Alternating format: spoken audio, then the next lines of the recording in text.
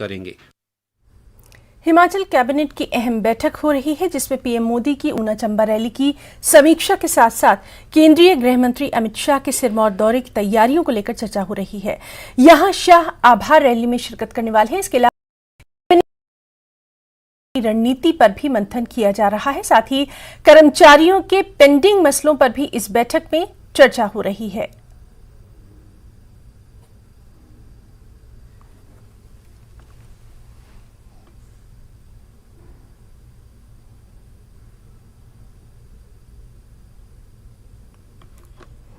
उधर केंद्रीय मंत्री अनुराग ठाकुर ने बिलासपुर के नमहोल में उप तहसील कार्यालय भवन का उद्घाटन किया। अनुराग ठाकुर ने विधिवत पूजा अर्चना कर 1 करोड़ 35 लाख की लागत से बने इस कार्यालय का उद्घाटन किया।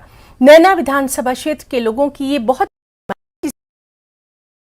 इस बिल्डिंग में हर तरह की आधुनिक सुविधाएं मौजूद हैं, जिससे लोगों के काम को आसानी होगी।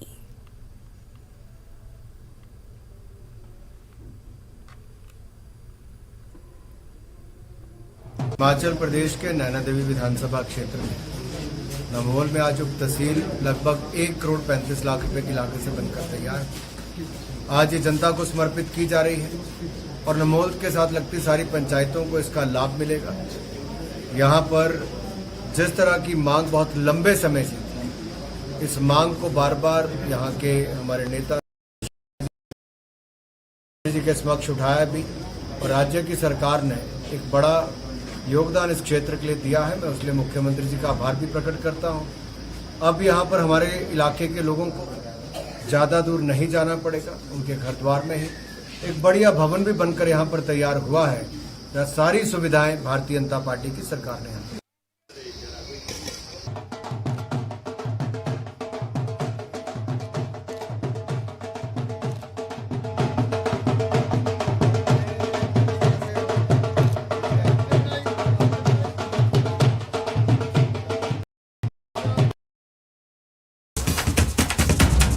और अहम खबर, कल टिकट बंटवारे को लेकर सीईसी की बैठक होने वाली है। तो इस वक्त की बेहद अहम खबर आपको दे दें। दीपा दास मुंशी, सुखविंदर सिंह सुक्खू, साथ ही साथ प्रतिभा सिंह, मुकेश अग्निहोत्री इस सीईसी की बैठक में शामिल होंगे और बैठक में वर्चुअली शामिल होंगी सोनिया गांधी। उम्मीदवारों के नामों पर आखिरी दौर का ये मंथन होगा। तो इस वक्त की अहम खबर, कांग्रेस जल्द टिकट का ऐलान कर सकती है। टिकट बंटवारे को लेकर सीईसी की ये है। सिंह, मुकेश अग्निहोत्री, साथ ही साथ दीपा दास मुंशी, सुखविंदर सिंह सुक्खू शामिल रहेंगे और सबसे अहम ये कि सोनिया गांधी भी वर्चुअली इस बैठक में मौजूद रहेंगी उम्मीदवारों के नाम पर। और चलिए आपको सीधे लिए चलते हैं इस वक्त सोलन की रैली में, जहां भूपेश बघेल संबोधित कर रहे हैं।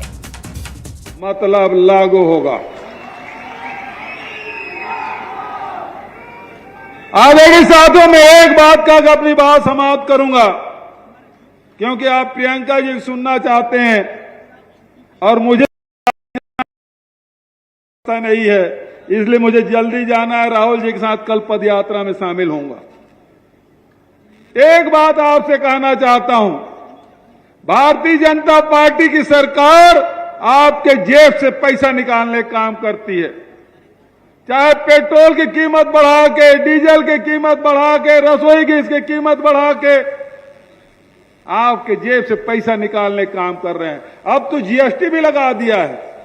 रोटी में 5%, पराठा में 18%, दही में भी जीएसटी। तो पैसा निकालने का काम वो किसानों के, मजदूरों के, गरीबों के, महिलाओं के, नौजवानों के जेब में पैसा डालने का काम करते हैं। आज आपसे वादा किया गया है कि महिलाओं को 1500 रुपया देंगे। आपसे वादा किया 300 यूनिट तक की बिजली बिल छूट देंगे। आपसे वादा किया है कि किसानों से 10 लीटर तक के दूध खरीदेंगे, 2 रुपया किलो में गोबर खरीदेंगे। ये काम हम लोग छत्तीसगढ़ में कर रहे हैं, यहां भी होगा, हिमाचल में होगा। आप चाहते हैं कि नहीं चाहते? मैं आपसे केवल इतना सवाल पूछता हूं। हाँ चाहते हैं, हाथ उठा के समर्थन करिए। तो बस एक अपनी बात समाप्त करता हूं। आपने हाथ उठा के समर्थन किया है, ये लड़ाई ये नहीं लड़ेंगे, ये लड़ाई आपकी है। तो आप हाथ उठा के बताइए, आप ये लड़ाई लड़ना चाहते हैं कि नहीं लड़ना चाहते? आप ये लड़ाई अपने हाथ में ले लीजिएगा। देखिएगा, ये नोट धरे के धरे रह जाएंगे, काम नहीं आएगा। छत्तीसगढ़ में इतनी सीट आपने दी वहां की जनता ने 3/4 बहुमत से, हिमाचल में भी 3/4 बहुमत से कांग्रेस को रहेंगे। और जयराम जी को आप जयराम कहिए, यही आपसे कहते हुए एक बार जोरदार जयकारा का आपसे निवेदन। कांग्रेस पार्टी, सोनिया गांधी, राहुल गांधी, प्रियंका गांधी जिंदाबाद, प्रियंका गांधी जिंदाबाद, प्रियंका गांधी जिंदाबाद। यदि संचालक महोदय कहें तो मैं प्रियंका जी को सीधे आमंत्रित कर लूं। प्रियंका जी को मैं आमंत्रित करता हूं, आप सबको संबोधित करें और मैं आपसे विदा चाहता हूं। धन्यवाद। जय हिंद, जय हिमाचल।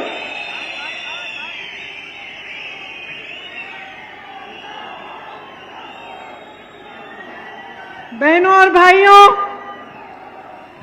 आप इतने समय से मेरा इंतजार कर रहे हैं, इसके लिए आपको बहुत बहुत धन्यवाद।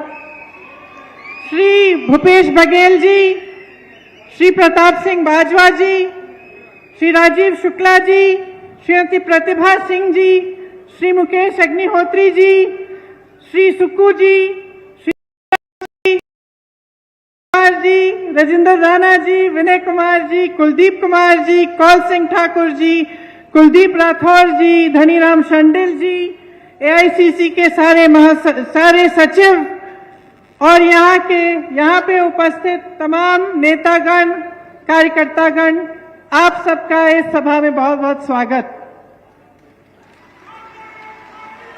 यहाँ आने से पहले मैं माता शूलिनी के मंदिर में गई, इसीलिए इस सभा को सबसे पहले हम शूलिनी माता की जय बोल के शुरू करते हैं।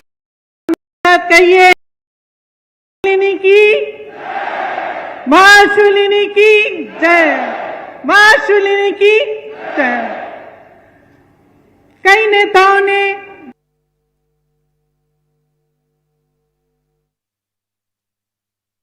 शूलिनी माता की जय बोल के शुरू करते हैं। आप मेरे साथ कहिए, मां शूलिनी की, मां शूलिनी की जय, मां शूलिनी की जय।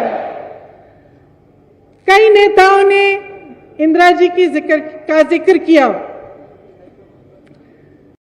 इंदिरा जी हिमाचल प्रदेश से बहुत लगाव था। यहाँ के पहाड़ों, हिमालय पर्वतों का उनके साथ एक, मैं कह सकती हूँ, एक आध्यात्मिक जुड़ाव था। आपको शायद ये मालूम नहीं होगा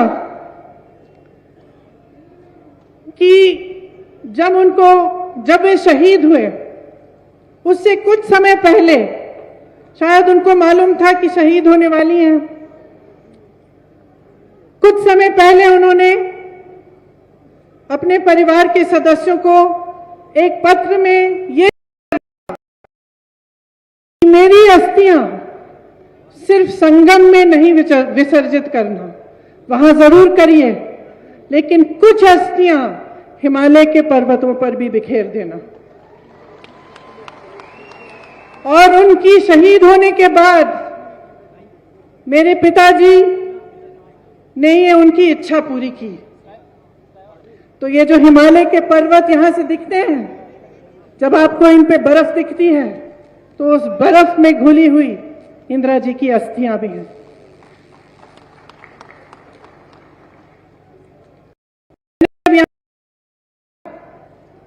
शिमला के पास मशोबरा में तो इसीलिए बनाया क्योंकि इंदिरा जी की एक छोटी सी निजी ख्वाहिश थी। उनका ये सपना था, उन्होंने हमें बहुत बार कहा कि जब मैं रिटायर होंगी तो मैं मशोबरा में एक घर बनाना चाहती हूं और वहीं पे मैं रिटायर होंगी। लेकिन रिटायर होने से पहले ही वो शहीद हो गई। वो बताती थी कि 25 जनवरी 1971 में जब हिमाचल का तब वो यहां आई आप सबसे बातचीत करने के लिए, तो भारी बर्फ पड़ी थी और बोलते बोलते सभा में भी, सभा के दौरान भी बर्फ पड़ रही थी, लेकिन ना आप हिले ना इंदिरा गांधी हिली।